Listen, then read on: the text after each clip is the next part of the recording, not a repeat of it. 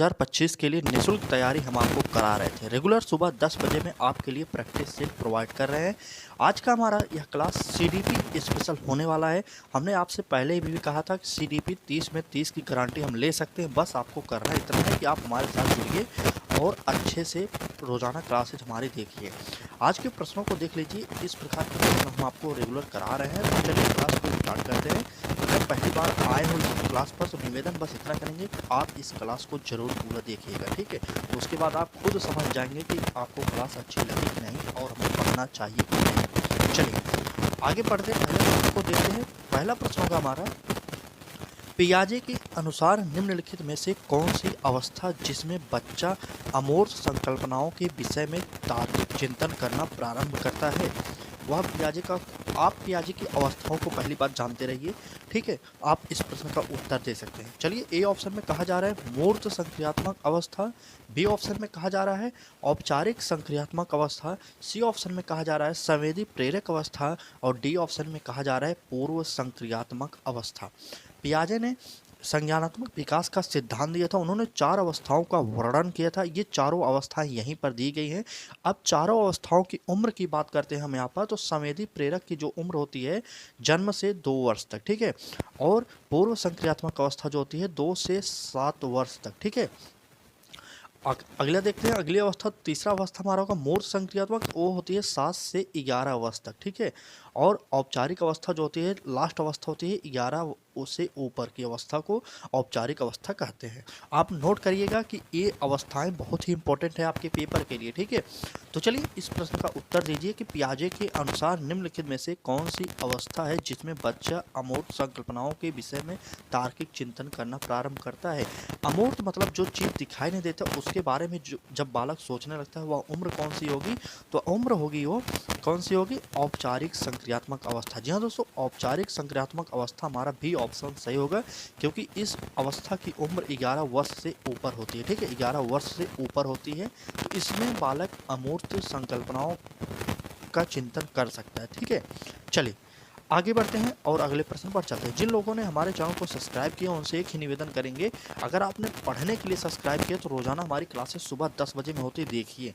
नहीं तो जुड़ने से कोई मतलब नहीं, जुड़ने से आप पास नहीं होंगे। आप हमारे साथ लाखों लोग जुड़ जाएंगे, लेकिन जब पढ़ेंगे नहीं तो पास नहीं हो सकते, ठीक है। तो इसलिए निवेदन बस इतना करेंगे, रोजाना क्लासेज भी देखिए। एक हफ्ते क्लासेज देख लीजिए, उसके बाद आप खुद समझ जाएंगे कि हमें क्लासेज देखना चाहिए कि नहीं।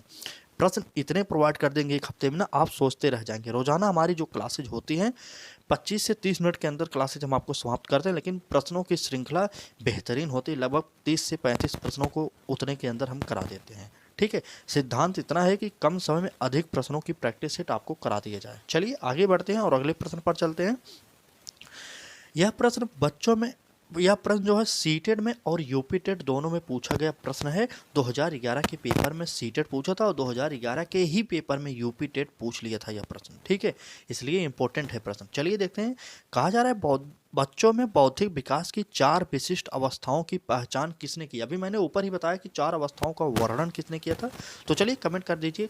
ए ऑप्शन में कोहलबर्ग, बी ऑप्शन में थॉर्नडाइक और सी ऑप्शन में वाटसन और डी ऑप्शन में पियाजे। तो आपको पता होगा संज्ञानात्मक विकास का जो सिद्धांत दिए थे वो पियाजे महोदय ने दिए थे। इन्होंने 4 अवस्थाओं का वर्णन किया था। पहला अवस्था हो जाएगा संवेदी प्रेरक अवस्था, जो जन्म से लेकर 2 वर्ष तक की अवस्था होती है, और दूसरी अवस्था होती है पूर्व संक्रियात्मक अवस्था, जिसकी उम्र होती है 2 से 7 वर्ष तक, और तीसरी होती है मूर्त संक्रियात्मक अवस्था, जिसकी उम्र होती है 7 से 11 वर्ष, और चौथी और आखिरी अवस्था होती है औपचारिक संक्रियात्मक अवस्था, जिसकी उम्र होती है 11 वर्ष से ऊपर।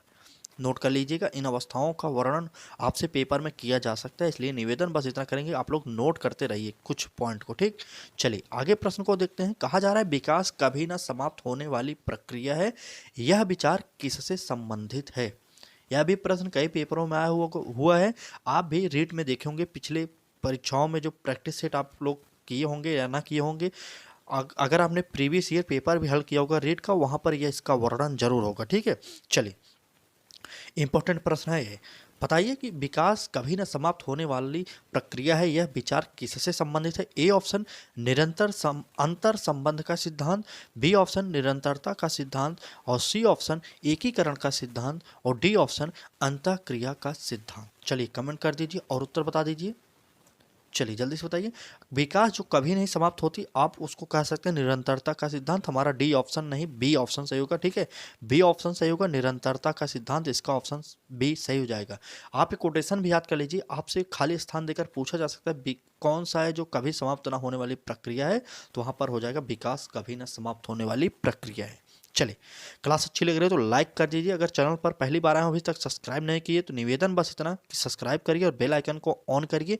रीड इस बार शिक्षक पात्रता परीक्षा जो आपको राजस्थान करा रहा है उसमें पास होना बहुत ही जरूरी है, क्योंकि आपके समक्ष उसमें वैकेंसी लगभग 50,000 प्लस वैकेंसी भी आने वाली है। ठीक है, चलिए आगे देखते हैं अगले प्रश्न पर। अगला प्रश्न होगा हमारा, प्राथमिक स्तर पर एक शिक्षक में निम्न में से किसे किसे सबसे महत्वपूर्ण विशेषता मानना चाहिए? ठीक है, किसे सबसे महत्वपूर्ण विशेषता मानना चाहिए? ए ऑप्शन पढ़ाने की उत्सुकता होता है, बी ऑप्शन धैर्य और दृढ़ता, सी ऑप्शन होगा शिक्षण पद्धतियों और विषयों के ज्ञान में दक्षता और डी ऑप्शन होगा अतिमानक विषयों में पढ़ाने में दक्षता। आपको पता होगा कि आप प्राइमरी की यहाँ पर बात कर रहे हैं, प्राइमरी मतलब छोटे बच्चों को। ठीक है, छोटे बच्चों को पढ़ाने की यहाँ पर बात कर रहे हैं, तो यहाँ पर हमारा धैर्य और दृढ़ता हो जाएगा। हमें बालक को पढ़ाते समय अपने धैर्य को, अपने दृढ़ता को बनाए रखना है, क्योंकि हमें बालक को अच्छे तरीके से समझाने के लिए धैर्य रखना पड़ेगा। ठीक है, बालक एक बार में आपकी बात को नहीं समझ सकता, इसलिए हमें धैर्यता पूर्वक उनको समझाना पड़ेगा। इसलिए इस प्रश्न का हमारा उत्तर हो जाएगा बी ऑप्शन सही हो जाएगा। रेगुलर जो हमारी सुबह 10 बजे की क्लासेस सीडीपी स्पेशल करा रहे हैं हम आपको, पेपर 1 और पेपर 2 दोनों के लिए उपयोगी है। चलिए आगे बढ़ते हैं। आप लोग दोनों लोग देख सकते हैं, इस प्राइमरी वाले भी और 6 to 8 वाले भी दोनों लोग देख सकते हैं। चलिए आगे बढ़ते हैं, अगले प्रश्न पर चलते हैं। सिलेबस सेम है, सिलेबस में कुछ अंतर नहीं, सिर्फ प्रश्नों का थोड़ा सा इधर उधर कर देते हैं और कुछ टॉपिक सिलेबस में भी बदले होंगे, उससे कोई मतलब नहीं होता। ठीक है, चलिए अगला प्रश्न देखते हैं। निम्न में से कौन सा शिक्षार्थियों में सृजनात्मक का पोषण करता है? कौन सा है जो शिक्षार्थियों में सृजनात्मक का पोषण करता है? ए ऑप्शन अच्छे शिक्षा के व्यवहारिक मूल्य के लिए विद्यार्थियों का शिक्षण, बी ऑप्शन प्रत्येक शिक्षार्थी की अंतर्जात प्रतिभाओं का पोषण करना एवं प्रश्न करने के अवसर उपलब्ध कराना, सी ऑप्शन है हमारा विद्यालय जीवन के प्रारंभ में उपलब्धि के लक्ष्य पर बल देना और डी ऑप्शन है हमारा परीक्षा में अच्छे अंकों के लिए विद्यार्थियों की कोचिंग करना। ठीक, चलिए कोचिंग कराना होगा। चलिए बताइए कौन सा उत्तर सही हो जाएगा। यह प्रश्न पेडागोजी का स्पेशल प्रश्न है। कुछ प्रश्न आपके पेपर में पेडागोजी के भी प्रश्न पूछे जाते हैं, आपको पता होगा। आपने प्रीवियस ईयर अगर हल किया होगा तो आप जानते होंगे। अगर नहीं किए, अभी आपको नहीं मिल रहा है कहीं पर, तो आप हमें कमेंट बॉक्स में जरूर कमेंट करिए, हम आपको प्रीवियस ईयर करा देंगे, पूरा कराएंगे। ठीक है, चलिए बताइए क्या कहा गया? शिक्षार्थियों में सृजनात्मक का पोषण करता है, क्या करेगा? चलिए देखते हैं। प्रत्येक शिक्षार्थी की अंतर्जात प्रतिभाओं का पोषण करना एवं प्रश्न करने के अवसर उपलब्ध कराना, यही हमारा बी ऑप्शन सही हो जाएगा। चलिए बी ऑप्शन सही हो जाएगा। सोचिए, आपको इस प्रकार से अगर हम रोजाना प्रैक्टिस सेट कराते हैं, हमारा एक ही सिद्धांत होता है, कम समय में आपको अधिक प्रैक्टिस सेट प्रोवाइड किया जाए। ठीक है, ताकि आप कम समय में अधिक प्रश्नों से रूबरू हुए, मतलब परिचित होंगे, तो आपको वह एग्जाम में फायदा जरूर मिलेगा। हमारा सिद्धांत होता है कि हम आपको अधिक से अधिक प्रश्नों से परिचित कराएं, क्योंकि अंतिम समय में जो आप लोग मॉडल पेपर हल करते हैं वह अभी से हमारे द्वारा कराया जा रहा है। ठीक है, चलिए देखते हैं आगे। अगला प्रश्न होगा हमारा, अगर क्लास अच्छी लग रही हो तो लास्ट तक जरूर देखिएगा, उसके बाद निर्णय करिएगा कि हमारे लिए लाभदायक है कि नहीं है, यह निर्णय लास्ट में करिएगा। ठीक है, तब तक पढ़ते रहिए। यह प्रश्न देखिए, प्रश्न में कहा जा रहा है वह अवस्था जब बच्चा तार्किक रूप से वस्तुओं व घटनाओं के विषय में चिंतन प्रारंभ कर देता है। मैंने आपसे पहले भी कहा था, यह प्रश्न अगर आपने पियाजे का जो संज्ञानात्मक विकास की अवस्थाओं को पढ़ लिया है तो आपके लिए बहुत ही लाभदायक होने वाला है। यह प्रश्न देखिए, यह प्रश्न सीटेट पूछ ली चुका है, यूपी टेट पूछ चुका है, एमपी टेट भी पूछ चुका है, उसके बाद आपके सामने मैंने रख दिया ये प्रश्न। चलिए बताइए, ए ऑप्शन संवेदी प्रेरक अवस्था, बी ऑप्शन औपचारिक संक्रियात्मक अवस्था, सी ऑप्शन पूर्व संक्रियात्मक अवस्था और डी ऑप्शन मूर्त संक्रियात्मक अवस्था। चलिए मैंने उम्र आपको पहले ही बता दिया, लेकिन आपको अगर भूल गया होगा तो याद कर लीजिए। संवेदी प्रेरक अवस्था जो पहली अवस्था होती है, इसकी उम्र होती है, लिख लीजिए आप लोग, जन्म से 2 वर्ष तक। ठीक है, उसके बाद दूसरी अवस्था होती है हमारी पूर्व संक्रियात्मक अवस्था, यह अवस्था होती है 2 से 7 वर्ष तक। ठीक है, उसके बाद तीसरी अवस्था हमारी होती है मूर्त संक्रियात्मक अवस्था, जो 7 से 11 वर्ष तक होती है। और लास्ट और चौथा होता है हमारा औपचारिक संक्रियात्मक अवस्था। 11 वर्ष से ऊपर की अवस्था को औपचारिक संक्रियात्मक अवस्था कहा जाता है। चलिए, जब बच्चा तार्किक रूप से वस्तुओं व घटनाओं के विषय में चिंतन करना प्रारंभ कर देता है तो वह अवस्था हमारी हो जाती है मूर्त संक्रियात्मक अवस्था, जिसकी उम्र होती है 7 से 11 वर्ष। हमारा डी ऑप्शन सही हो जाएगा। ठीक है, चलिए, डी ऑप्शन हमारा सही हो जाएगा। आगे बढ़ते हैं और अगले प्रश्न पर चलते हैं। चलिए, अगला प्रश्न होगा हमारा कि निम्नलिखित में से किस अवस्था में बच्चे अपने समवयस्क समूह के सक्रिय सदस्य हो जाते हैं। कहा जा रहा है निम्नलिखित में से किस अवस्था में बच्चे अपने समवयस्क समूह के सक्रिय सदस्य हो जाते हैं। ए ऑप्शन किशोरावस्था, बी ऑप्शन प्रौढ़ावस्था, सी ऑप्शन पूर्व बाल्यावस्था और डी ऑप्शन बाल्यावस्था। चलिए कमेंट कर दीजिए और उत्तर बता दीजिए जल्दी से। तो चलिए, कहा जा रहा है निम्न में से वह कौन सी अवस्था है जिसमें बच्चे समवयस्कों के सक्रिय सदस्य हो जाते हैं। आपको पता होगा किशोरावस्था की उम्र एक ऐसी उम्र होती है जो अपने साथी समूह में रहने की उनकी प्रवृत्ति अधिक होती है। किशोरावस्था की उम्र बात करें तो 12 से 18 वर्ष के बीच की इनकी उम्र होती है। ठीक है, चलें, ए ऑप्शन हमारा किशोरावस्था सही हो जाएगा। चलिए आगे बढ़ते हैं और अगले प्रश्न पर चलते हैं। अभी इस क्लास में हम कुछ प्रश्न आपको रेट में पूछे गए प्रश्नों को भी कराएंगे। बने रहिएगा, पूरी क्लास को जरूर देखिएगा। हाँ, जितने लोग हमारे चैनल से जुड़े हैं उनसे तो खास कर हाथ जोड़ के निवेदन करेंगे और लोग रोजाना क्लासेस देखिए। अभी भी आपके पास समय है, ये मत समझिए कि अंतिम समय पढ़ लेंगे। अंतिम समय आपके पास बहुत कम बचा हुआ है। अभी आप सोच रहे होंगे समय बहुत है ना, अंतिम में जरूर पछतावा होगा आपको। ठीक है, चलिए देखते हैं अगले प्रश्न क्या होगा। अगला प्रश्न है हमारा, निम्न कक्षाओं में शिक्षक के खेल विधि आधारित हैं। कहा जा रहा है निम्न कक्षाओं में शिक्षक के खेल विधि आधारित होते हैं, किस पर होते हैं। ए ऑप्शन शारीरिक शिक्षा कार्यक्रमों के सिद्धांतों पर, बी ऑप्शन शिक्षण की विधियों के सिद्धांत पर, सी ऑप्शन विकास एवं वृद्धि के मनोवैज्ञानिक सिद्धांत पर और डी ऑप्शन शिक्षण के सामाजिक सिद्धांतों पर। चलिए कमेंट कर दीजिए और उत्तर बताइए। चलिए जल्दी उत्तर बताइए। तो कहा जा रहा है निम्न कक्षाओं के खेल जो विधि है किस पर आधारित होती है। तो आपको पता होगा कि कक्षा की जो खेल विधि होती है वह तो शारीरिक शिक्षा कार्यक्रमों के सिर्फ इस पर निर्भर नहीं करती, शिक्षण की विधियों के सिद्धांत को भी फॉलो नहीं करती। हमारा जो ऑप्शन सही होगा वह होगा सी ऑप्शन विकास एवं वृद्धि के मनोवैज्ञानिक सिद्धांत पर आधारित होती है, इसलिए हमारा सी ऑप्शन सही हो जाएगा। विकास एवं वृद्धि के मनोवैज्ञानिक सिद्धांत पर कक्षाओं का खेल विधि जो आधारित होती है। ठीक है, चलिए इस प्रश्न का सी ऑप्शन सही हो जाएगा। जो लोग हमारे क्लास के बारे में पूछ रहे हैं, टाइमिंग सुबह 10 बजे रोजाना हमारी क्लासेज होती हैं। ठीक है, मॉर्निंग में होती हैं 10 AM पर। ठीक है, 10 AM पर आपको लाइव क्लासेज हमारे चैनल पर मिल जाएंगे। लक्ष्य तक है हमारा चैनल, और आप अपने भी लक्ष्य को प्राप्त करना चाहते हो तो हमारे लक्ष्य तक से जुड़िए और अपने लक्ष्य को प्राप्त करिए। चलिए आगे बढ़ते हैं और अगले प्रश्न पर चलते हैं। कम समय में अगर आपको अधिक से अधिक तैयारी करनी है तभी आप हमारे साथ जुड़िए। अदर चैनल पर आपको इतने ही प्रश्न करीब 1 घंटे से 1.5 घंटे में कराए जाते हैं, वही हम आपको 20 से 22 मिनट में करा देते हैं रेगुलर। तो आप सोचिए कहाँ पर आपको पढ़ना है। चलिए आगे बढ़ते हैं। अगर आपको इसी प्रश्न को देखना होगा तो आप इसकी जो प्रैक्टिस सेट आती है वो आप प्रैक्टिस सेट खरीदेंगे, फिर भी इस प्रकार के प्रश्न वहाँ पर आपको नहीं मिलेंगे। ठीक है, 250-300 रुपये खर्च करेंगे, उसमें 10 प्रैक्टिस सेट आपको मिलेंगे। सोचिए 250-300 छोड़िए, आप मात्र 15 से 20 दिन जुड़िए हमारे साथ, उसके बाद हम इतने प्रश्नों को आपको करा देंगे ना, आप भी सोचते रह जाएंगे। CDP के कम से कम 1000 प्रश्नों की श्रृंखला आपके समक्ष हम प्रस्तुत करेंगे। ठीक है, चलिए आगे बढ़ते हैं। कहा जा रहा है बच्चों के संज्ञानात्मक विकास को सबसे अच्छे तरीके से कहाँ परिभाषित किया जा सकता है।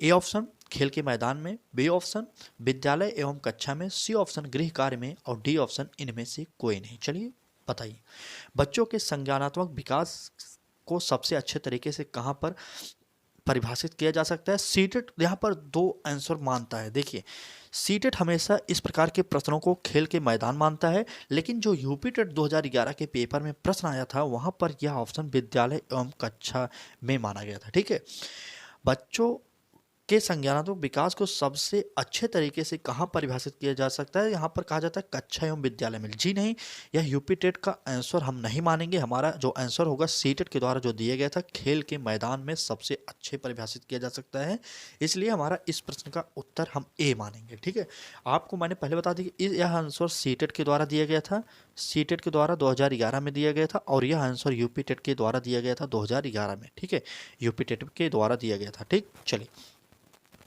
मेरे हिसाब से आप सीटेट का आंसर मानिए, क्योंकि यहाँ पर खेल का मैदान सबसे बेस्ट होता है, क्योंकि इसका जो वर्णन है वह वाटसन के द्वारा भी किया गया है। खेल के मैदान में बच्चों के संज्ञानात्मक विकास को अधिक से अधिक परिभाषित किया जा सकता है, तो वाटसन के कोटेशन के अनुसार यह हमारा ए ऑप्शन हम सही मानेंगे। यूपी टेट के हिसाब से मानना हो विद्यालय एवं कक्षा में, लेकिन यह हमारा गलत हो जाएगा, हम इसे नहीं मानेंगे। हम मानेंगे ए ऑप्शन खेल के मैदान में, हमारा ए ऑप्शन इस प्रश्न का सही हो जाएगा। चलिए आगे बढ़ते हैं, अगले प्रश्न पर देखते हैं। मैंने आपसे पहले भी कहा था प्रश्न वह करा रहे हैं जो आपको कहीं न कहीं पूछे गए हों। यह प्रश्न ही देख लीजिए, यह प्रश्न आपके रीट में पूछा गया 2011 का प्रश्न है। ठीक है, चलिए आगे बढ़ते हैं, प्रश्न को देखते हैं। ये रीट में पूछे गए कुछ प्रश्नों को मैंने कल भी करा था और आज भी आपको करा रहे हैं कुछ प्रश्न। ठीक है, चलिए कहा जा रहा है निम्न में से कौन पियाजे के अनुसार बौद्धिक विकास का निर्धारक तत्व नहीं है? ठीक है, निर्धारक तत्व नहीं है। ए ऑप्शन सामाजिक संरचना, बी ऑप्शन अनुभव, सी ऑप्शन संतुलीकरण और डी ऑप्शन इनमें से कोई नहीं। चलिए, हमने आपसे पहले भी कहा अगर आपने पियाजे को पढ़ा होगा तो आज की यह प्रैक्टिस सेट पियाजे के ऊपर बहुत ही अधिक डिपेंड थी। ठीक है, चलिए बताइए, जल्दी बताइए। बौद्धिक विकास का निर्धारक तत्व नहीं है, तो आपको भी पता होगा अनुभव होता है, अनुभव होता है, संतुलीकरण भी होता है, लेकिन हमारा सामाजिक संचरण जो होता है यह हमारा बौद्धिक विकास का निर्धारक तत्व नहीं माना जाता है, इसलिए हमारा यह ऑप्शन ए गलत था, इसलिए हमारा यहाँ पर सही हो जाएगा, क्योंकि यहाँ पर हमें नेगेटिव शब्दों को चुनना था, इसलिए हमारा ए ऑप्शन सही हो जाएगा। ठीक है, ए ऑप्शन सही हो जाएगा। चलिए, क्लास अच्छी लग रही है तो एक निवेदन करेंगे, लाइक शेयर और सब्सक्राइब जरूर करिए। पहली बार आए तो सब्सक्राइब करिए और बेल आइकन को भी ऑन करिए। 2 दिन हमारी क्लासेस देखिए, उसके बाद आप खुद समझ जाएंगे कि आपको पढ़ना है कि नहीं पढ़ना। ठीक है, बाकी आपकी इच्छा है, आप कहीं भी पढ़ सकते हैं, जहाँ पर भी जुड़िए, लेकिन पढ़िए। ऐसा नहीं होना चाहिए कि सिर्फ जुड़ जाइए और पढ़िए नहीं, बाद में कहें कि आपके द्वारा पढ़ाया ही नहीं गया। हमारे चैनल पर भी कुछ लोग ऐसे हैं जो सब्सक्राइब करके भूल गए हैं कि हमें पढ़ना भी है। ठीक है, चलिए देखते हैं, बाकी उनकी इच्छा। अगले प्रश्न को देखते हैं। कहा जा रहा है बालकों की सोच अमूर्त की अपेक्षा मूर्त अनुभव एवं प्रत्ययों से होती है, यह अवस्था है। कौन सी अवस्था है? ए ऑप्शन 7 से 12 वर्ष तक, बी ऑप्शन 12 वर्ष से वयस्क तक, सी ऑप्शन है 2 से 7 वर्ष तक और डी ऑप्शन है जन्म से 2 वर्ष तक। चलिए, बालकों की सोच अमूर्त की अपेक्षा मूर्त अनुभव एवं प्रत्ययों से होती है, यह अवस्था कौन सी है? 7 से 12 वर्ष तक होती है, या 12 वर्ष से वयस्क तक होती है, या हमारा सी ऑप्शन में कहा गया था 2 से 7 वर्ष तक और डी ऑप्शन में जन्म से 2 वर्ष तक। किस अवस्था में होती है? चलिए बताइए, अमूर्तता की अपेक्षा मूर्त अनुभवों का प्रत्यय किसमें होता है? तो वह होता है हमारा 7 से 12 वर्ष की अवस्था में। ए ऑप्शन हमारा सही हो जाएगा। चलिए, 7 से 12 वर्ष की अवस्था, ए ऑप्शन सही हो जाएगा। यह भी देखिए, प्रश्न पियाजे का है। मैंने आपसे पहले भी बता दिया था कि पियाजे अगर आप नहीं पढ़ें तो आज के ये प्रैक्टिस सेट आपको आसानी से नहीं हल कर पाएंगे। ठीक है, आसानी से हल नहीं कर सकते, क्योंकि पियाजे आप नहीं पढ़ें। पियाजे बहुत ही महत्वपूर्ण लेखक हैं, मनोवैज्ञानिक हैं, आपको पता होगा। तो इस प्रकार से आज की क्लास जो ज़्यादातर प्रश्न है पियाजे से संबंधित हैं। चलिए आगे बढ़ते हैं और अगले प्रश्न पर चलते हैं। चलिए देखिए, जो लोग कहते हैं रीट में पेडागोजी के प्रश्न नहीं आते होंगे, उनके लिए यह देख लीजिए, यह रीट में पूछा गया प्रश्न 2011 का प्रश्न है। ठीक है, कहा जा रहा है विकास के संदर्भ में निम्न में से कौन सा कथन सत्य नहीं है? देखिए, यहाँ पर निगेटिव शब्द है। पेडागोजी हो चाहे वैसे प्रश्न हो, आपको ध्यान से पढ़ना पड़ेगा कौन सा पॉजिटिव पूछा जा रहा है उत्तर, कि नेगेटिव पूछा जा रहा है उत्तर, यह ध्यान रखकर आप ही उत्तर देंगे। ठीक है, चलिए देखते हैं प्रश्न में क्या कहा जा रहा है। ए ऑप्शन है हमारा विकास की प्रत्येक अवस्था में अपने खतरे हैं, बी ऑप्शन विकास उकसाने या बढ़ावा देने से होता है, सी ऑप्शन होगा विकास संस्कृत परिजनों से प्रभावित होता है, सांस्कृतिक परिजनों से, यहाँ पर सांस्कृतिक कर लीजिएगा, डी ऑप्शन होगा विकास की प्रत्येक अवस्था की अपनी विशेषताएं होती हैं। चलिए, सत्य नहीं है कौन सा? तो हमारा उत्तर बी ऑप्शन सही हो जाएगा। यहाँ पर कहा जा रहा है विकास उकसाने या बढ़ावा देने से होता है, तो यह बिल्कुल गलत था, इसलिए हमारा यही सही हो जाएगा, क्योंकि यहाँ पर हमें नेगेटिव शब्द का उत्तर देना था। ठीक है। रीट 2011 के पेपर में यह प्रश्न पूछा गया था, आप लोग देख लीजिएगा। पेडागोजी के प्रश्न भी पूछा जाता है। ठीक है, चलिए आगे बढ़ते हैं। अभी कुछ प्रश्न और हैं, देख लीजिएगा पूरी क्लास को। अगला प्रश्न होगा हमारा, देखिए, निम्न में से कौन सा विकासात्मक कार्य उत्तर बाल्यावस्था के लिए उपयुक्त नहीं है। ठीक है, फिर से प्रश्न पढ़िए, कौन सा विकासात्मक कार्य उत्तर बाल्यावस्था के लिए उपयुक्त नहीं है। ए ऑप्शन देखते हैं, सामान्य खेलों के लिए आवश्यक शारीरिक कुशलताएं सीखना। बी ऑप्शन, पुरुषोचित या स्त्रियोचित सामाजिक भूमिकाओं को प्राप्त करना। और सी ऑप्शन होगा हमारा, वैयक्तिक आत्मनिर्भरता प्राप्त करना। और डी ऑप्शन होगा, अपने हम उम्र बालकों के साथ रहना सीखना। चलिए कमेंट करिए और उत्तर बता दीजिए जल्दी से। चलिए जल्दी से बताइए, उत्तर बताइए। आप लोग उत्तर बताते रहेंगे तभी जल्दी क्लास समाप्त होगी। चलिए बताइए, विकासात्मक कार्य उत्तर बाल्यावस्था के लिए उपयुक्त नहीं है, कौन सा होगा। तो वह उत्तर हमारा हो जाएगा, पुरुषोचित या स्त्रियोचित सामाजिक भूमिकाओं को प्राप्त करना। यह हमारा बी ऑप्शन सही हो जाएगा। यहाँ पर गलत आंसर यही था, बी ऑप्शन ही गलत होगा, लेकिन यहाँ पर हमारा गलत ही चुनना था, इसलिए हमने बी ऑप्शन को टिक कर दिया। ठीक है, चलिए एक बार क्लास को शेयर कर दीजिए, रोजाना एक बार क्लास को शेयर कर दीजिए। अभी अभी आपको, कई लोगों को पता नहीं होगा कि हमारे चैनल पर रीट की क्लासेस फ्री में प्रोवाइड की जा रही है। बिहार शिक्षक भर्ती के साथ साथ रीट भी हम आपको करा रहे हैं। तो आप बिहार से शिक्षक भर्ती की क्लासेस भी चाहते हैं तो रोजाना दोपहर 1 बजे में क्लासेज हो रही हैं, और रीट की क्लासेज चाहते हैं सुबह 10 बजे में हो रही हैं। और आने वाले समय में हम और परीक्षाओं की तैयारी कराएंगे। टीचिंग एग्जाम स्पेशल चैनल में आप सभी जुड़ जाइए, क्योंकि फ्री में तैयारी कराएंगे, एक भी पैसा नहीं लगता है यहाँ पर। चलिए आगे बढ़ते हैं, अगले प्रश्न पर चलते हैं। कहा जा रहा है प्रश्न में, विकास का अर्थ है। विकास का क्या अर्थ है। ए ऑप्शन है हमारा, परिवर्तनों की उत्तरोत्तर श्रृंखला। बी ऑप्शन, अभिप्रेरणा के फलस्वरूप होने वाले परिवर्तनों की उत्तरोत्तर श्रृंखला। और सी ऑप्शन है, अभिप्रेरणा एवं अनुभव के फलस्वरूप होने वाले परिवर्तनों की उत्तरोत्तर श्रृंखला। और डी ऑप्शन है, परिपक्वता एवं अनुभव के फलस्वरूप होने वाले परिवर्तनों की संख्या। चलिए, विकास का अर्थ आप लोगों को पता होना चाहिए। आप कमेंट करके जरूर बताइए विकास का अर्थ क्या होता है। चलिए जल्दी से बता दीजिए, विकास का अर्थ क्या होता है। चलिए जल्दी बताइए, जल्दी से बताइए, विकास का अर्थ क्या होता है। बताइए जल्दी से कमेंट कर दीजिए एक प्रश्न का उत्तर। चलिए हम आपको बता दें, विकास का अर्थ जो होता है वह होता है परिपक्वता एवं अनुभव के फलस्वरूप होने वाले परिवर्तनों की संख्या। ठीक है, विकास का अर्थ परिपक्वता एवं अनुभव के फलस्वरूप होने वाले परिवर्तनों की श्रृंखला। हमारा डी ऑप्शन यही सही हो जाएगा। आगे बढ़ते हैं और आज क्या इस क्लास की आखिरी प्रश्न को देखते हैं। आखिरी प्रश्न क्या है, देख लीजिए। खिलौनों की आयु कहा जाता है, किस उम्र को हम खिलौनों की आयु कहते हैं, जिसे आप इंग्लिश में टॉय एज कहते हैं। किस में कहते हैं, पूर्व बाल्यावस्था को कहते हैं, उत्तर बाल्यावस्था को कहते हैं, शैशवावस्था को कहते हैं, उपरोक्त सभी को कहेंगे। उपरोक्त सभी तो कहेंगे नहीं। चलिए बताइए, खिलौनों की आयु कहा जाता है, बताइए। चलिए, खिलौनों की आयु, तो उत्तर हो जाएगा हमारा, पूर्व बाल्यावस्था को खिलौनों की आयु कही जाती है। पूर्व बाल्यावस्था की आयु को खिलौनों की आयु कही जाती है। आप इस प्रश्न का कमेंट करके बताइए, इस पूर्व बाल्यावस्था की उम्र कितनी मानी जाती है। ठीक है, उम्र कितनी मानी जाती है पूर्व बाल्यावस्था की। आज का इस प्रश्न का होमवर्क आप समझ लीजिए, पूर्व बाल्यावस्था की उम्र आप कमेंट करके जरूर बताएंगे। चलिए, आज की क्लास कैसी लगी आपको। चैनल पर नए हो तो सब्सक्राइब जरूर कर लीजिए। इस प्रकार की क्लासेस रोजाना देखना चाहते हैं तो आप हमसे जुड़िए और फ्री में तैयारी कर सकते हैं।